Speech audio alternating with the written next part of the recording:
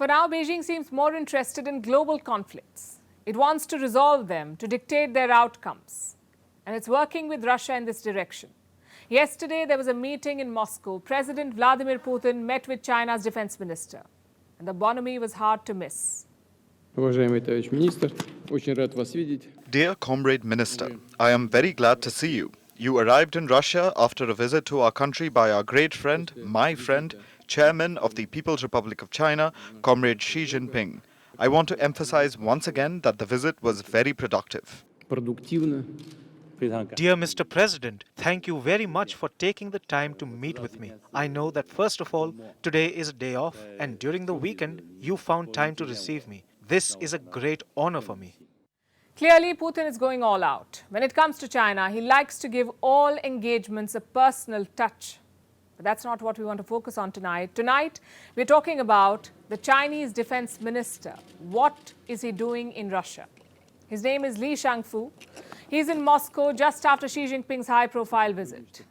And when that happened, when Xi met Putin, he made it clear whose side he was on. China is backing Russia. Xi and Putin are aligned on most issues, including their shared mistrust of the West. But the thing with Chinese support is, it never comes for free. There are always strings attached, and Beijing is already pulling them. Listen to this.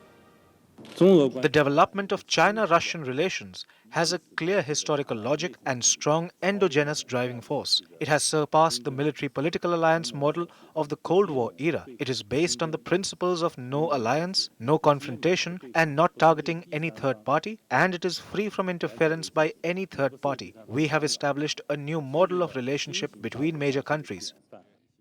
So Li Shangfu is in Moscow to set the tone for defense engagements. And this is not about military drills. What China wants is Russian defense technology. It wants a no-holds-barred access to Russian wares. Neither side has shared the specifics, but there are clear telltale signs. China wants access to advanced Russian military tech, and Russia seems more than willing to share. In fact, let's go back to Xi Jinping's visit to Russia. Xi and Putin met for formal talks. There was a large Russian delegation present. This included top Russian defense officials. And these were people directly involved in Russia's weapons and space programs. The list includes Dmitry Medvedev, the deputy chairman of Russia's Security Council. He served as president of Russia for 4 years, from 2008 to 2012, because Putin could not serve a third straight term. So he kept the seat warm for his boss, and that should tell you how loyal he is to Vladimir Putin. He was also Putin's first deputy in the Military Industrial Commission. And this commission is a permanent body. It was set up to coordinate with 3 important arms of the Russian state: the Defense Ministry, the Armed Forces, and the defense industry. So Dmitry Medvedev was present in the meeting with Xi Jinping. Do you know who else was there to meet him? Sergei Shoigu, Russia's defense minister; Dmitry Shugayev, the head of the Federal Service for Military Technical Cooperation; and Yuri Borisov, the head of Russia's space agency. Before taking this job, Borisov was in charge of the Russian defense industry. He served on that post for at least a decade. And all of these officials were present in the meeting with the Chinese president.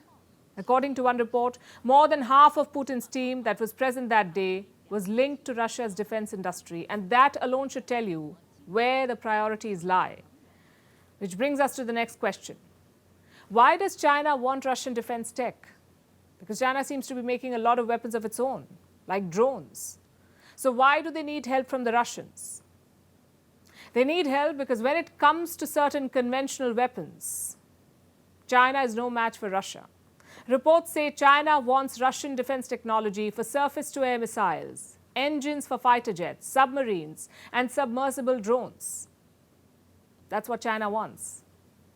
What about Russia? What does Russia want? Among other things, it wants components to make weapons. Western sanctions have cut off Russia's access to key supplies, so China has stepped up. It is supplying a number of components to Russia. Last week, in fact, the Ukrainians made a claim. They've captured many Russian weapons, they opened them up, and they found Chinese components inside those weapons. What kind of components? Like microchips for weapons, parts for tanks, parts for drone navigation systems. Western sanctions have pushed Russia deeper into China's camp. Russia and China will make weapons together.